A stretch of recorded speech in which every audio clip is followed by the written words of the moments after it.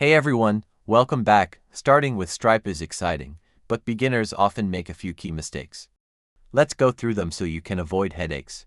First, always use test mode before going live. In your Stripe dashboard, make sure the test mode toggle is on. This lets you practice with fake card numbers. Never test with your personal credit card.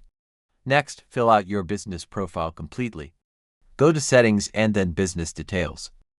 An incomplete profile can lead to payouts being held. Make sure your business name and address are accurate. Another common error is not verifying your email address. Check your inbox for the verification email from Stripe. An unverified account has limited access. Also, remember to connect your bank account for payouts. Go to Settings and then Bank Accounts. Without this, you can't get your money. Finally, always check your payout balance in the balance section. This shows the money actually on its way to your bank. Avoid these simple mistakes for a much smoother Stripe experience. If this saved you time, please like and subscribe. See you next time.